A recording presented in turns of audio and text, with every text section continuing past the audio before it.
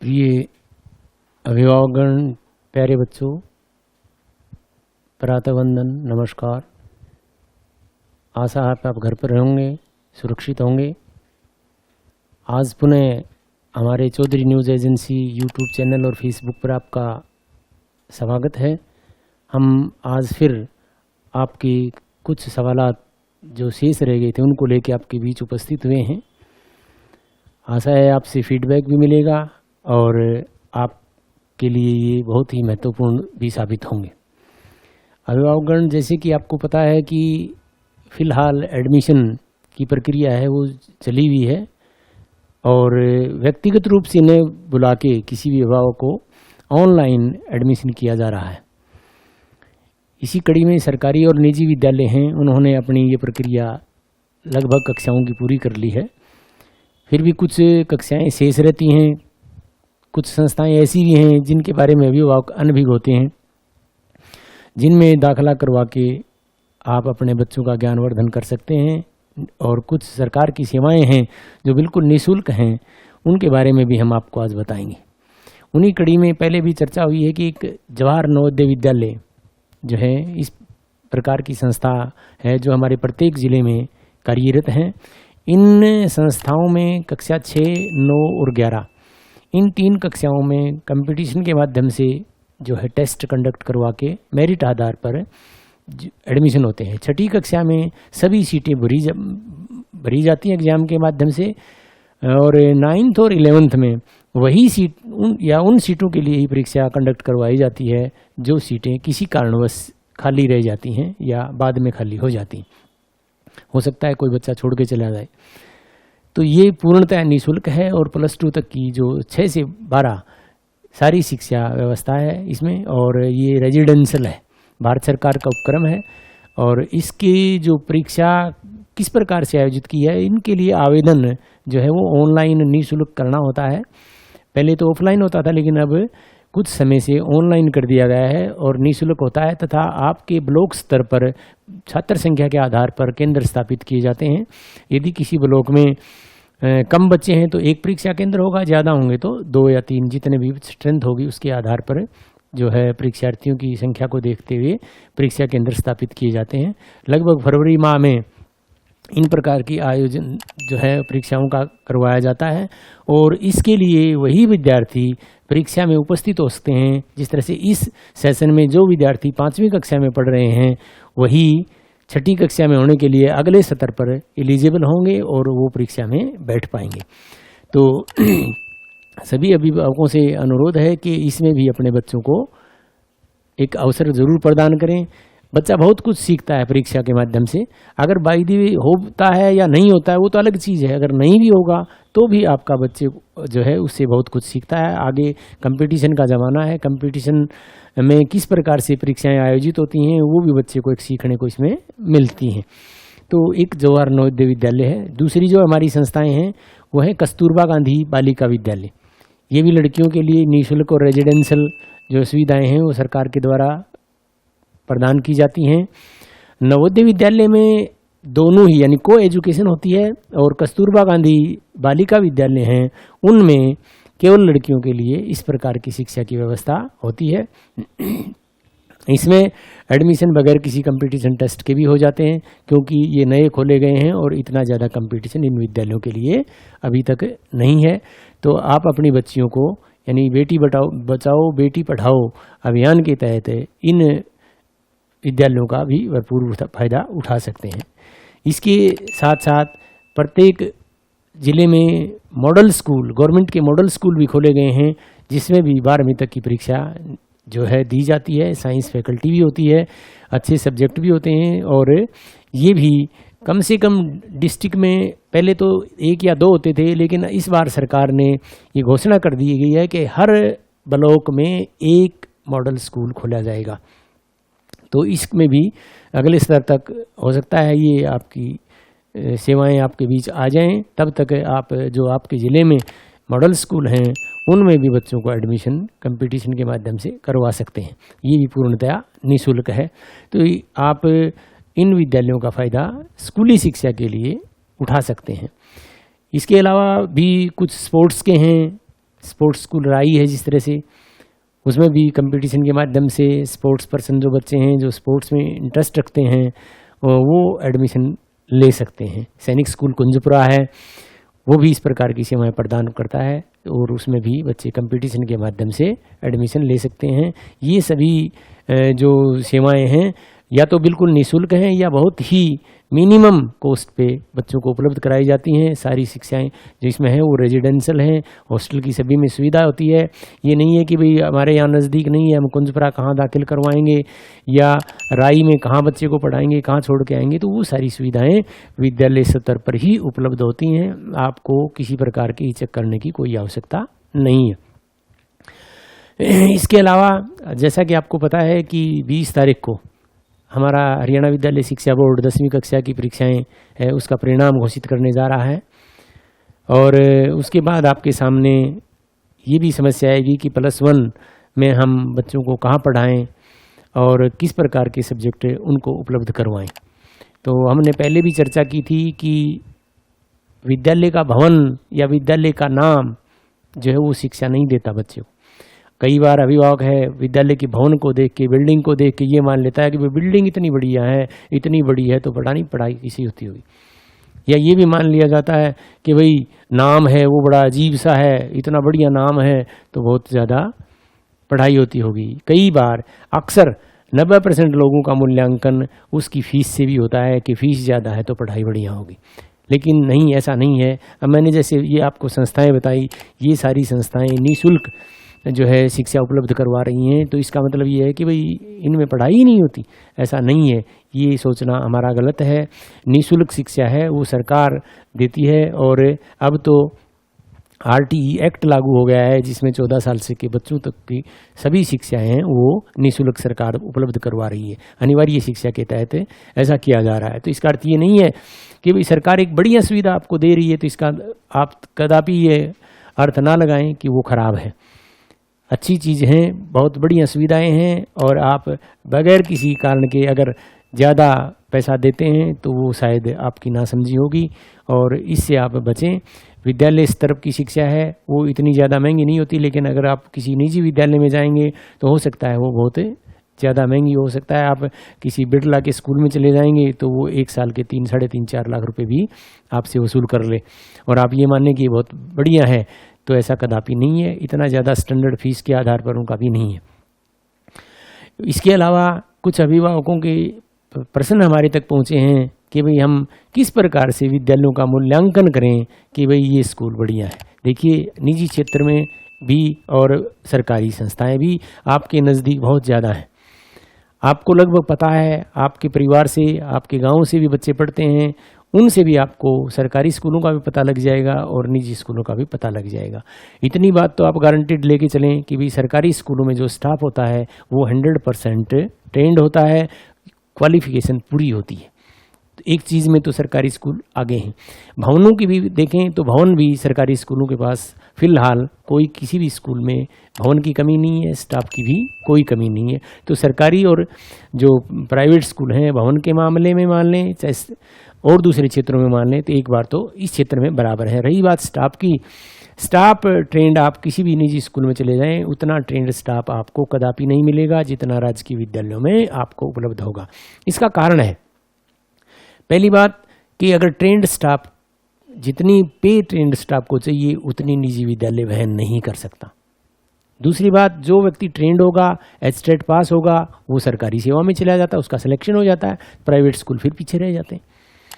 तो इस आधार पर भी होता है। दूसरी बात कि जो व्यक्ति ट्रेंड होगा, अच्छा अध्यापक होगा, वो पे भी अच्छी चाहेगा। लेकिन निजी स्कूल है, कुछ अध्यापकों को तो दे देते हैं, लेकिन कुछ स्तर के अध्यापक ऐसे भी होते हैं जिनको पे वो इतनी वहन नहीं कर पा सकते। कई बार उनका अपना भी प्रलोभन होता है। जिस प्रकार से मान लीजिए किसी विद्यालय को 5 JBT टीचर्स की ज़रूरत है, सरकार का नॉर्म तो यही कहता है कि वो +2 JBT प्लस एचटेट हो। उनको ऐसा स्टाफ उपलब्ध बहुत कम हो पाता है, 5 में से 1 या 2 मैक्सिमम मिल पाते हैं। उसके एवज में फिर वो अनट्रेंड स्टाफ को आपके बच्चों का भविष्य संवारने में लगा देते हैं और वो अनट्रेंड स्टाफ कम वेतन पर लिया जाता है। यहाँ जाके फिर एक मापदंड अपनाया जाता है कि सरकार ये कहती है कि भी कोई भी प्राइवेट विद्यालय हो चाहे निजी विद्यालय हो, वो अपने अध्यापकों की अटेंडेंस रोज लगवाए। जो भी अध्यापक उसके विद्यालय में आता है, सरकारी विद्यालयों में भी ऐसा होता है कि स्टाफ की अटेंडेंस प्रतिदिन मॉर्निंग और इवनिंग दोनों शिफ्ट में होती है। अब ऑन रिकॉर्ड जिस अध्यापक के पास क्वालिफिकेशन नहीं है, जो प्राइवेट विद्यालय उस आदमी को रख रहा है, उसको वो ऑन रिकॉर्ड टीचर नहीं दिखा सकता। क्यों? कि सरकार तो ये कहेगी कि भाई एचटेट प्लस जेबीटी है तो वो आप स्कूल में रख सकते हैं। फिर वो क्या करते हैं, वहाँ जाके कमाई का और जरिया भी बना लेते हैं कि कई लोग ऐसे भी हैं जिनके पास योग्यता है लेकिन वो कम सैलरी पर अपना उस प्राइवेट स्कूल में समय नहीं देते, तो वो अपना अनुभव बढ़ाने के लिए कि भाई मेरा टीचिंग एक्सपीरियंस हो जाए, मैं आगे की अच्छी संस्था में जाऊं, या कई बार पीछे भी सरकार ने ऐसे किया है कि जिन बच्चों के पास 4 साल का टीचिंग एक्सपीरियंस था उनको एचटेट से छूट दे दी गई।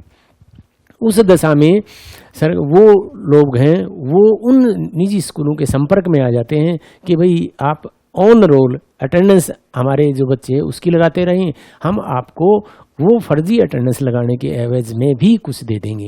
तो प्राइवेट स्कूल यहाँ कई बार, सब तो नहीं है, कुछ लोग लोभ कर जाते हैं क्योंकि उनका मकसद ये होता है कि वे पैसा ही कमाया जाए, वो शिक्षा की गुणवत्ता न देख के पैसे को ज़्यादा देखते हैं।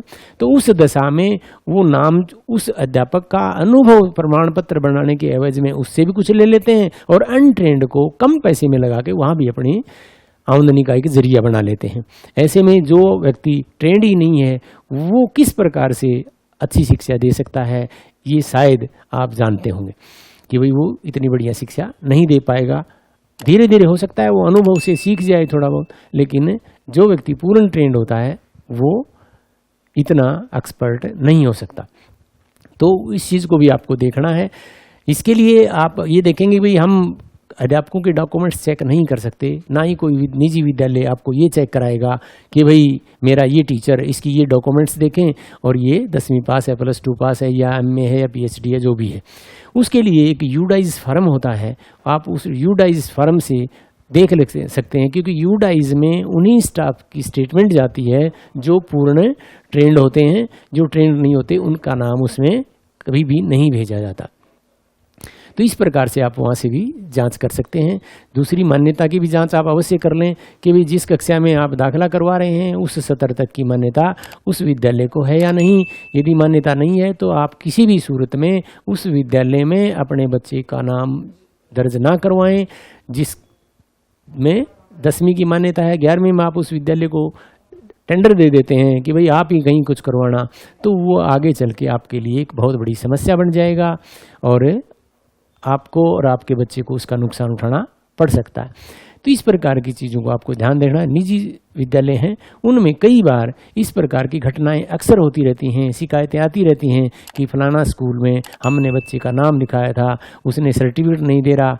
सर्टिफिकेट क्यों नहीं दे रहा? फीस नहीं आई। फीस इसलिए नहीं आई कि 3 बिचौलिए हो गए, क्योंकि जिस स्कूल में आपके बच्चे का नाम ऑन रोल है उसका आपको पता ही नहीं है। शिकायत आप करेंगे कि बच्चा मेरा 12वीं में था, वो स्कूल 10वीं के सत्र का है, आप शिकायत भी आपकी वाजिब नहीं लगेगी। तो इस प्रकार की जो समस्याएं आती हैं उन समस्याओं में आपको काफ़ी कठिनाइयों का सामना करना पड़ेगा और फिर आपको मजबूर होके बच्चे का अगला साल खराब होता हुआ देख के आपको वो मुँह मांगी रकम देनी पड़ती है। तो इन चीज़ों से आप विशेष तौर पर बचें। दूसरा है, आपको बताया भी गया था कि आप इस प्रकार का कोई भी राशि किसी भी विद्यालय में जमा कराते हैं तो उसकी रसीद आप अवश्य ले लें।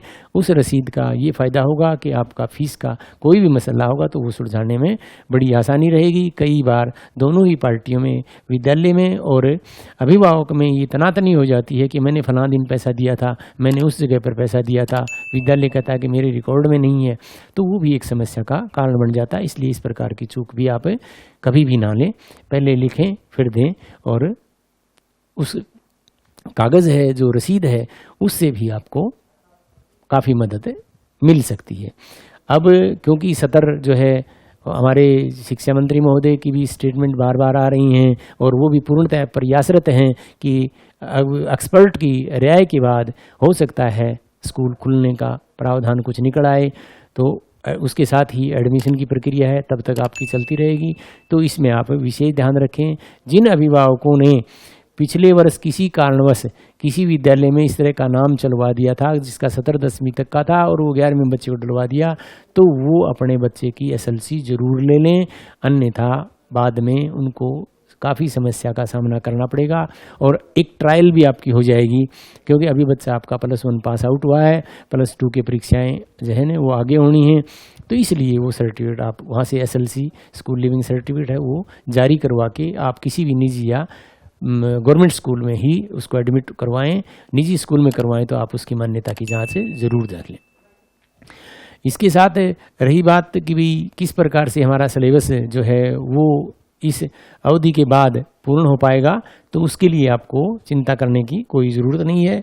विद्यालय स्तर पर जो है वो पूर्ण प्रबंध कर लिया गया है। इसमें एक प्रश्न पूछा गया है शिवानी मंडी से कि शिक्षा मंत्री का अभी बयान आया है कि स्कूल जल्दी खुलने वाले हैं, तो आपका क्या मानना है? देखिए, शिक्षा मंत्री इस विभाग के सबसे बड़े अधिकारी मान लें, चाहे एक तरह से संरक्षक मान लें और चाहे एक तरह से मार्गदर्शक मान लें, उनके मार्गदर्शन में ही शिक्षा विभाग कार्यरत है। तो उनके जो किसी भी प्रकार की स्टेटमेंट होती है वो एक तरह का कानून होता है, उसको हम किसी भी प्रकार से इग्नोर नहीं कर सकते। उन्होंने कोई बात कही है तो वो ऐसे तो कही नहीं है कि भाई वैसे ही चलते हुए कह दी। उन्होंने एक्सपर्ट की राय भी लेनी है, राय लेने के बाद उनकी स्टेटमेंट बड़ा महत्व रखती है। तो इसलिए हम मानते हैं कि शिक्षा मंत्री महोदय का जो भी स्टेटमेंट है वो काबिले गौर है और निश्चित रूप से स्कूल उनके निर्देशानुसार, उनके आदेशानुसार जिस प्रकार की भी गाइडलाइन उनसे मिलेंगी उसके अनुसार हर हाल में खुलेंगे। वो एक्सपर्ट से राय लेने के बाद हमें मार्गदर्शन करते रहते हैं और करें भी। इसके अलावा हमारे पास एक आया है कि आधुनिक शिक्षा में जो है पहले की शिक्षा में आप कितना अंतर मानते हैं, कौन सी शिक्षा अच्छी थी? देखिए, ये हमारे रामेश्वर जी हैं बरालू से, बहुत अच्छा प्रश्न पूछा है। शिक्षा का महत्व समय की मांग के अनुसार होता है। बरालू जी, आप गांव से संबंधित रखते हैं, आपने भी देखा होगा कि आपके खेत में पहले जब कुआं बनाते थे तो वो खोदा जाता था 8 या 10 फुट की चौड़ाई से गुड़ाई में, और उसमें कई महीने लगते थे, क्योंकि उस वक्त हमारे पास सोर्स नहीं थे, साधन नहीं थे। आज हम बोर करते हैं, आज 6 या 8 इंच बोर करते हैं, आज हम वो नहीं करते। उस समय उस चीज़ की ज़रूरत थी, आज इस चीज़ की ज़रूरत है।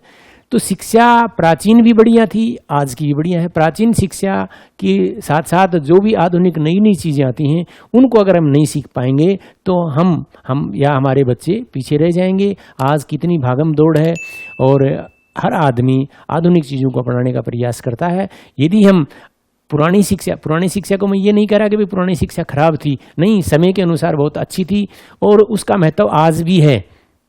लेकिन कुछ क्षेत्र ऐसे, जिस तरह विज्ञान है, यदि हम विज्ञान की शिक्षा को निरंतर आगे नहीं बढ़ाएंगे, मेडिकल है उसकी शिक्षा को निरंतर आगे नहीं बढ़ाएंगे, टेक्नोलॉजी है उसी शिक्षा को आगे नहीं बढ़ाएंगे और उसी पुरानी पद्धति को यदि कबूतरों से चिट्ठियाँ आज भी हम भेजते रहेंगे तो शायद हम प्रगति नहीं कर पाएंगे।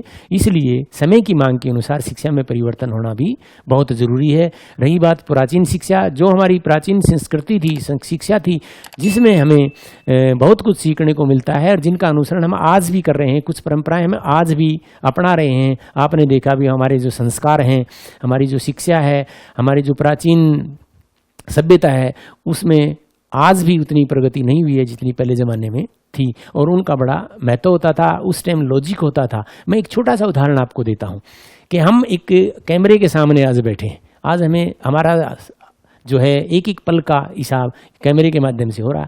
जिस टाइम कैमरे नहीं थे, आपके घर में भी शादियाँ हुई है, मेरे घर में भी हुई हैं, तब हमारे घरों में एक प्रथा होती थी, हम जिसको देसी भाषा में कहते थे थापे लगवाए जाते थे दीवारों के ऊपर, और वो क्रमशः उल्टे होते थे। उल्टे इस प्रकार से होते थे कि लड़के के घर में लड़की के और लड़के के घर में लड़की के और लड़की के घर में लड़के के लगवाए जाते। वो परंपरा आज भी चल रही है, लेकिन उस परंपरा में आज थोड़ा परिवर्तन है।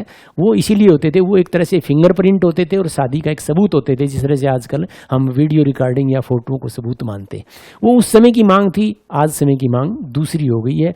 अगर हम आज भी उसी परंपरा से, हालांकि उस परंपरा में कोई कमी नहीं है, आज भी वो हम परंपरा का वहन कर रहे हैं, तो उसमें हमें बहुत कुछ उस समय वाले में सीखने का मिला है। लेकिन आज टेक्नोलॉजी दूसरी तरीके की आ गई है। आज हमारे पास ऐसे सोर्स हो गए हैं कि उस प्राचीन परंपरा है उससे भी बढ़िया जो चीज़ें हैं हमारे सामने आ गई। इसलिए इस शिक्षा में भी परिवर्तन करना हमारे लिए बहुत ज़रूरी है। कुछ चीज़ें ऐसी भी हैं, देखिए हम प्राचीन शिक्षा से भी नहीं आज तक नहीं सीख पाए हैं। मैं दर्शकों को एक छोटा सा उनके घर का ही एक एग्जाम्पल देना चाहूँगा कि मेरे ख्याल में जहाँ तक मैं मानता हूँ 95% लोग उस जो हमारे घर में काम होता है उससे अनभिज्ञ है। और वो क्या होता है, हर घर में शादी हुई है, छोटा सा मैं आपको बताऊंगा, हर घर में शादी हुई है, किसी के लड़के किसी की लड़की के घर में शादी हुई है, और उन शादियों में एक छोटा सा संस्कार ब्राह्मण के द्वारा करवाया जाता है जिसको हम कहते हैं कि भाई मेंढा बांधा गया है। देसी भाषा में मेंढा शब्द कहते हैं, जिसमें 4 दिए उल्टे सीधे क्रम में लगाए जाते हैं। और शायद रामेश्वर जी को भी, जहाँ तक मेरा मानना है, उस संस्कार के पीछे कारण क्या है उसका नहीं पता है। संस्कार करवाने वाले ब्राह्मण को भी 90% ब्राह्मण, मैं गारंटी के साथ कहता हूँ, उस संस्कार के बारे में नहीं बता सकते कि आखिर ये क्यों करवाया जाता है। तो उस संस्कृति को अगर हम सीखें, हम उसके बारे में जानकारी लें कि भाई ये वास्तव में होता क्यों है, इसका अर्थ क्या है, क्या 4 दिए उल्टे सीधे लगाने से संस्कार हो गया, इसके पीछे क्या महत्व है इसका, उन महत्व को हम नहीं देख पा रहे। हम प्राचीन संस्कृति है, वो हमारी जो बहुत ही बढ़िया संस्कृति है, उसके बारे में अनभिज्ञता जाहिर कर रहे हैं। हम केवल आज की जो भागम दौड़ है, मॉडर्न शिक्षा है, मॉडर्न जो चीज़ें हैं उसके पीछे भाग रहे हैं। हम अपने आप को आधुनिक दिखाने का प्रयास कर रहे हैं, और इसी कड़ी में हमारी शिक्षा का जो है बदलाव भी जरूरी है और नए परिवर्तन भी आने जरूरी हैं। अब आप देखते रहेंगे कि पहले के ज़माने में और आज के ज़माने में ट्रांसपोर्ट की कितनी सुविधाएं होगी। पहले वाले अगर आज ही उपयोग करे जाएं तो बहुत मुश्किल हो जाएगा कोई भी काम समय पर पूर्ण होना। तो इसलिए समय की मांग के अनुसार और ज़रूरतों के हिसाब से शिक्षा में परिवर्तन करना जरूरी है। प्राचीन शिक्षा का महत्व इससे कदापि कम नहीं होगा, वो शिक्षा अपनी जगह है। जिस तरह हमारी ज्योतिष विद्या है, ज्योतिष विद्या का महत्व आज भी बहुत कम है। आज भी हम जो है ज्योतिष के आधार पर ये बता सकते हैं कि 100 साल के बाद चंद्र ग्रहण कब होगा, सूर्य ग्रहण कब होगा, कौन सी तिथि कब आएगी। तो ये ज्योतिष शिक्षा है, इससे भी बहुत फायदा होता है। तो ये हमारी प्राचीन शिक्षा है, तो इससे भी हम अंदाज लगा सकते हैं। देखिए आज का विज्ञान है वो हमारी प्राचीन शिक्षा पर ही चल रहा है। आपने सुना होगा कि पहले ज़माने में ये सुनते थे कि फलाना राजा वहाँ से उड़न खटोले पर आया, या आकाशवाणी हुई। ये आकाशवाणी आज भी हो रही है, लेकिन उस आकाशवाणी के जो सोर्स हैं, स्रोत हैं, उनमें परिवर्तन हो गया। आज एमएमएस के जरिए, एसएमएस के जरिए वो आकाशवाणी हमारे सामने आ रही है। वीडियो हम एक दूसरे के पास शेयर करते हैं, वो भी एक तरह की आकाशवाणी है। दूरदर्शन के माध्यम से भी आकाशवाणी हो रही है, रेडियो के माध्यम से भी आकाशवाणी हो रही है। रही बात उड़न खटोले के प्रयोग, तो वो आप देख ही रहोगे, हेलीकॉप्टर हवाई जहाज दिन रात घूम रहे। तो शिक्षा का रूप बदला है। हमारा विज्ञान उस प्राचीन जो हमारे वेदों की शिक्षा थी, हमारे प्राचीन ऋषि मुनियों की शिक्षा थी, उनके आधार पर ही आगे चल रहा है। बल्कि मैं तो ये भी कहना चाहूँगा कि आज का विज्ञान उस शिक्षा के बराबर शायद ही आज भी नहीं पहुँच पाया है। तो इसलिए प्राचीन शिक्षा को किसी भी सूरत में कम महत्व हम नहीं दें, और उसमें हम केवल आगे ही बढ़ाते रहेंगे तो बेहतर रहेगा। तो जो हमारी शिक्षा है वो प्राचीन से जुड़ी हुई है, और प्राचीन जो चीज़ें थी वो आज भी बहुत बेहतर हैं, और ज़माने के हिसाब से हमें थोड़ा बहुत परिवर्तन शिक्षा में करना ज़रूरी भी है, वरना हमारा समाज पिछड़ जाएगा। इसलिए शिक्षा में परिवर्तन जरूरी। इसके अलावा हमारे पास एक प्रश्न है, सोनू शर्मा जी हैं लोहारू से ही पूछा है इन्होंने, कि लॉकडाउन के दौरान बच्चों को शिक्षा पर आधारित ये कार्यक्रम बहुत ही हमें अच्छा लग रहा है। हम पूरी टीम हार्दिक धन्यवाद करते हैं। हम आपके शुक्रगुजार हैं। देखिए ये सरकार का भी एक प्रयास है, साझा प्रयास है। इस सरकार के प्रयास में आपकी भागीदारी बहुत ज़रूरी है। देखिए हम इसके माध्यम से बच्चों तक हर तरह से सिलेबस पहुंचाने का प्रयास करते हैं, चाहे वो व्हाट्सएप के माध्यम से, चाहे यूट्यूब के माध्यम से, चाहे हम टेलीफोनिकली, चाहे दूरदर्शन पर भी चैनल चला के। सरकार का प्रयास रहता है कि भी किसी भी सूरत में बच्चे का जो है नुकसान ना हो। तो उस नुकसान की भरपाई के लिए हम जो है प्रयासरत हैं, और अगर अभिभावकों का सहयोग इसमें मिल जाता है तो इससे बढ़िया चीज़ कोई भी नहीं है, और आपके बच्चों को किसी भी सूरत में नुकसान नहीं होगा। इसका एक फ़ायदा ये भी है कि कई बार अध्यापक क्लास में पढ़ाता है, बच्चे की कोई चीज़ समझ में नहीं आती, उसका रीप्ले होना बड़ा मुश्किल हो जाता है। जब आपके पास यूट्यूब पर कोई से, चैनल से या किसी भी चीज़ से इस तरह की चीज़ पहुंचती है तो उसको जब तक आपको समझ में नहीं आती है आप उसको बार बार भी देख सकते हैं, समझने का प्रयास भी कर सकते हैं। अध्यापक हैं वो भी आपसे निरंतर जो है संपर्क बनाए हुए हैं, आपके बच्चों से प्रतिदिन फीडबैक भी ली जा रही है, तो उससे भी बच्चों को किसी भी प्रकार का नुकसान नहीं होता, बल्कि जो चीज़ की क्वेरी उनकी रह जाती है वो पूछ लेते हैं। तो इसका निसंदेह रूप से देखिए, हम ये तो मान के चलते हैं कि जो शिक्षा रूबरू होकर सिखाई जाती है, श्यामपट्ट के माध्यम से अध्यापक और विद्यार्थी के बीच में सीधा संवाद होकर सिखाई जाती है, उसका स्थान तो शायद ना ले पाए, क्योंकि बच्चा है उसकी इस लेवल पर, हालांकि +2 लेवल तक है, बच्चे की उम्र के हिसाब से दिमाग इतना विकसित नहीं होता कि वो किसी वीडियो को देख के सारी चीज़ें 100% सीख जाए। लेकिन अगर हमारा 80% भी प्रयास कामयाब होता है तो हम इसको कामयाब ही मानेंगे। आपने हमारा प्रोग्राम देखा, फीडबैक दिए, इसके लिए आपका बहुत धन्यवाद। तो इसके साथ ही हमारे पास जो हैं और श्रोताओं के भी बार बार प्रश्न आते रहते हैं, जिनका हम जवाब देने का हर संभव प्रयास करते रहते हैं। आपकी भी अगर किसी प्रकार की कोई भी इस प्रकार का प्रश्न हो तो वो आप हमारे से पूछ सकते हैं, आपके विद्यालय के से सीधा संवाद भी कर सकते हैं। इसमें निजी और सरकारी स्कूल सभी है वो बच्चों की शिक्षा के लिए कार्यरत हैं। चैनल आपको बताया भी जा चुका है कि 10 बजे से टीवी पर, चाहे वो किसी भी प्रकार की आपका नेटवर्क है, हर नेटवर्क पर, चाहे वो डीडी नेटवर्क है, चाहे आपका 5 स्टार नेटवर्क है, चाहे कोई दूसरा और नेटवर्क है, हर पर कम से कम 4 चैनल हमारे चल रहे हैं, जिसमें प्राइमरी क्लास के लिए 1 से 5 के लिए एक चैनल है, 6 से 8 के दूसरा है, 9 से 12 के लिए तीसरा और कॉलेज एजुकेशन के लिए चौथा चैनल चल रहा है। कुछ नेटवर्क हैं वो तो 4 से भी ज़्यादा चला रहे हैं, यूजीसी के अलग से कार्यक्रम चला रहे हैं, लेकिन फिर भी जो है हर संभव ये प्रयास किया जा रहा है कि इस लॉकडाउन में बच्चों को किसी भी प्रकार की शिक्षा का नुकसान ना हो। अभिभावकों से हमारा इस चैनल के माध्यम से, हमारे चौधरी न्यूज़ एजेंसी यूट्यूब और फेसबुक चैनल के माध्यम से अनुरोध है कि वो बच्चों के लिए थोड़ा समय निकालें, बच्चों के पास थोड़ा सा बैठें, बच्चों को थोड़ी सुविधा भी उपलब्ध करवाएं, जिस प्रकार से कि भाई आपके घर में टीवी ख़राब है तो उसके के दे दें, बच्चे को समय भी दें कि भाई 10 बजे प्रोग्राम आता है। ऐसा ना हो कि आप घर के काम में, फ़िलहाल तो शायद ही खेती से भी आप फारिग हो चुके होंगे, फसल बिकने का काम बचा हुआ है, बिक्री केंद्रों पर आप लेके जा रहे हैं, उसमें बच्चे का शायद कोई योगदान ना हो। तो ऐसे समय में बच्चों को ये सुविधाएँ अगर आप दे देते हैं तो बच्चे को बड़ा फ़ायदा होगा। एक छोटी सी मेरा अनुरोध है, हम जब फीडबैक बच्चों से लेते हैं तो दिक्कत ये आती है कि जब टीचर फ़ोन पर उपलब्ध होता है या हम फ़ोन करते हैं तो अभिभावक कहते हैं कि जी मैं तो खेत में आया हुआ हूँ, शाम को बात करूँगा, और वो शाम को बच्चे जब वो घर जाता है तो थक जाता है, नींद आ जाती है, या सो जाता है या भूल जाता है।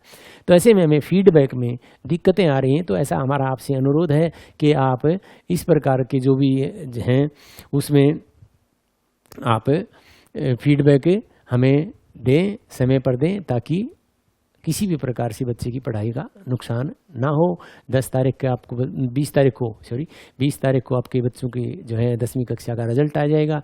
तो इसके बाद जो है आपकी अगली कक्षाएं हैं, शायद मंत्री महोदय ने तो निर्देश दिए हैं और विभिन्न जो एक्सपर्ट्स हैं उनसे राय भी ले रहे हैं कि किस प्रकार से स्कूलों को दोबारा चालू किया जाए, तो उसके लिए भी प्रयासरत हैं।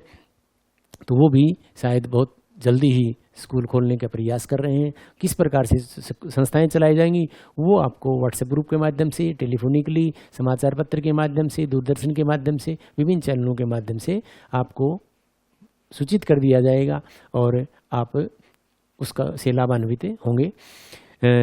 अब मैं पुनः आपसे अनुरोध करता हूं कि हमने एक व्हाट्सएप नंबर भी जारी किया है 8222834567। इस पर भी आप अगर किसी भी प्रकार का कोई इस कार्यक्रम से जुड़ा हुआ सवाल पूछना चाहते हैं, एडमिशन से संबंधित कोई भी चीज़ पूछना चाहते हैं, या बच्चे को किस प्रकार की, क्योंकि 10वीं का रिजल्ट है अभी आ जाएगा, उसके बाद 11वीं के एडमिशन की भी दिक्कतें आएंगी कि कौन से सब्जेक्ट चुने, तो उसके रिजल्ट कार्ड के आधार पर, बच्चे की रुचि के आधार पर हम आपको गाइड करते रहेंगे। अगर आप ये मान के चलें कि भाई हमारे नज़दीक तो फलां स्कूल है, उसमें बच्चे को एडमिशन कर दें, नज़दीक की दूरी कुछ नहीं होती। आजकल दूरियां हैं मिनटों में समेट दी जाती हैं। आजकल तो यातायात के इतने ज़्यादा साधन हैं कि आप पूरा जो देश है वो 3 घंटे में एक कोने से दूसरे कोने में क्रॉस कर सकते हैं। तो 3 घंटे की दूरी कोई दूरी नहीं है। इसलिए आप केवल दूरी के माध्यम से बच्चों को किसी ऐसी संस्था में ना डाल दें जिसमें बच्चे की रुचि ना हो और केवल आप ये मान के चलें कि भाई ये नज़दीक है यहाँ पढ़ लेगा, ऐसा कदापि ना करें। बच्चे के इंटरेस्ट को, बच्चे की जो मानसिकता है उसको ज़रूर समझें, बच्चे से राय ज़रूर लें, क्योंकि पढ़ना बच्चे को है। आप तो एक सपोर्टर हैं, सपोर्ट कर सकते हैं, फाइनेंशियल सपोर्ट कर सकते हैं, मॉरली सपोर्ट कर सकते हैं, या आप उनको गाइड कर सकते हैं। इसलिए सभी अभिभावकों से हमारा अनुरोध है कि किसी भी बच्चे को कोई भी विषय लेने के लिए फोर्स ना करें, बच्चे की रुचि का विशेष ध्यान रखें। ये ध्यान रखें कि भाई कोई भी बच्चा है वो अपनी रुचि से ही अपना विषय चुने।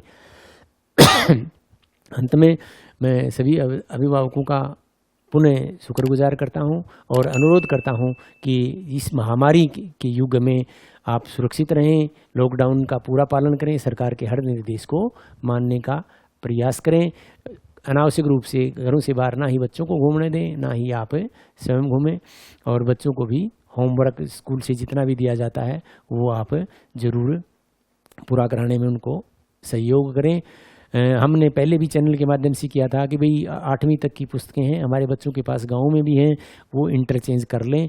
हमने बच्चों को फोनिकली कह दिया है, सभी बच्चों को व्हाट्सएप ग्रुप में भी डाल दिया है कि भाई आपकी कक्षा की ये किताबें अब नहीं रही हैं, आप किसी दूसरे बच्चे को दे दें। यदि फिर भी किसी स्तर पर किसी भी बच्चे के द्वारा आनाकानी की जाती है तो आप हमारे से संपर्क कर सकते हैं। आपके विद्यालय के मुखिया के साथ आप तालमेल बना के वो पुस्तकें प्राप्त कर सकते हैं, ताकि आपके बच्चों की पढ़ाई ठीक ढंग से चले।